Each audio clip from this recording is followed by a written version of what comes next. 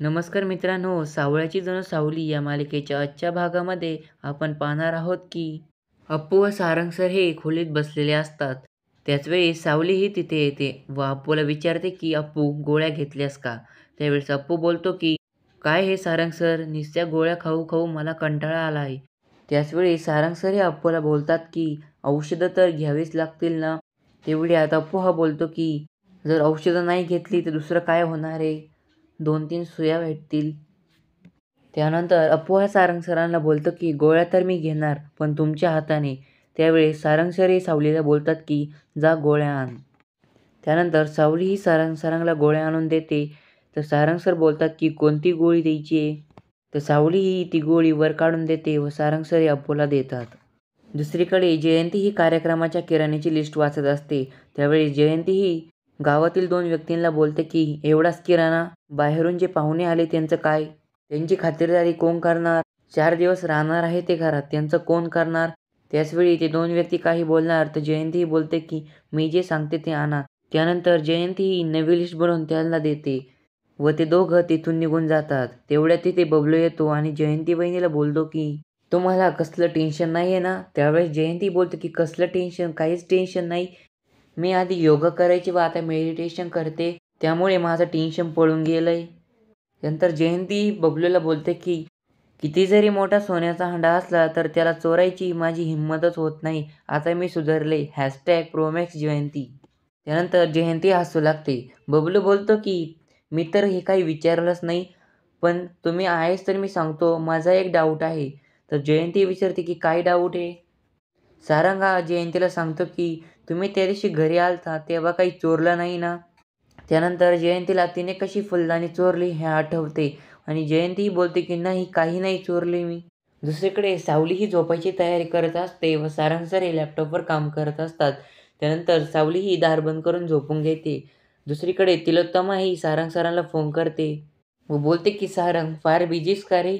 Phone उचलला पण बोलायला फारच वेळ लागला. सारंग हा बोलतो की थोडंसं काम चालू होतं. तिलोत्तमाही बोलते की फार अर्जंट काम होतं का?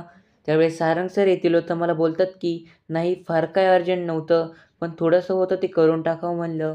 त्यानंतर तिलोत्तमाही सारंगला बोलते की पाहुणचार चांगला केलाय ना त्या लोकांनी? त्यानंतर सारंग सर हे तिलोत्तमाला बोलतात की हो, गावाकडचं वातावरण एकदम सुंदर आहे व सगळी नाश्त्यात थालीपीठ खाल्लंय. त्यावेळेस तिलोत्तमाही बोलते की कोणी बनवलं होतं थालीपीठ? त्यावेळेस सारंग सर बोलतात की सावलीने बनवलं होतं. त्यावेळेस तिलोत्तमाही बोलते की तुला बरं वाटेल की नाही ते पण मला माहीत नाही, पण तुला एक सांगते सारंग, ती मुलगी तुला तिच्या जाळ्यात ओढायला पाहते. तू सावध राहा. त्यावेळेस सारंग सर बोलतात की थालीपीठ चांगलं होतं तर चांगलं होतं, त्यात काय बोलणार आहे? हे सर्व बोलणे ऐकून फोनच्या आवाजाने जागलेली सावली सावली ही सारंग सरांवर फारच खुश होते.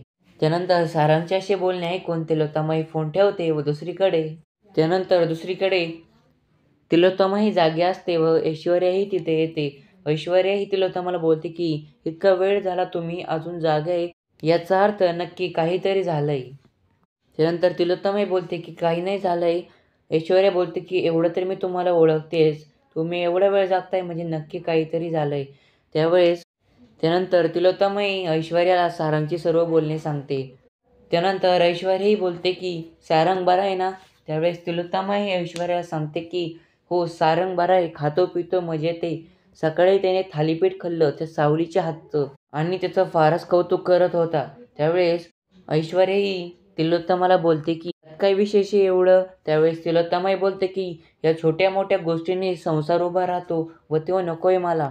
त्यानंतर ऐश्वर्याही बोलते की मी आहे ना, असलं मी काहीच होऊन देणार नाही व असे म्हणत तिथून निघून जाते. तर त्यानंतर दुसरीकडे बबलू व सारंग हे ताराची वाट पाहत असतात. त्यावेळेस बबलू बोलतो की तारा ही येणार आहे ना? त्यावेळेस सारंग बोलतो की तिने मेसेज केलाय. त्यानंतर बबलू हा सारंगला बोलतो की इतका वेळ का लागतोय मग? त्यानंतर सोहम हा बबलूला सांगतो की तिची आई असेल तिथे. त्यानंतर बबलू बोलतो की तिची आई पण येणार आहे का? त्यानंतर सारंग हा बबलूला बोलतो की तू वेडा झालाय का? बबलू हा सारंगला बोलतो की जादा वेळ जागलो तर नक्कीच होईल. तेवढ्यात तिथे तारा येते.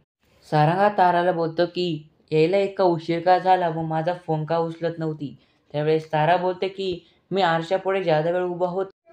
त्यानंतर आई थोडीशी रागावली. त्यानंतर दोघंही प्रेमाच्या बाता करू लागतात व तेवढ्यात तिथे सचिदेव येतो. बोबला हा लगेच बोलतो की सचिदेव आला, सचिदेव आला. त्यानंतर ताराही लगेच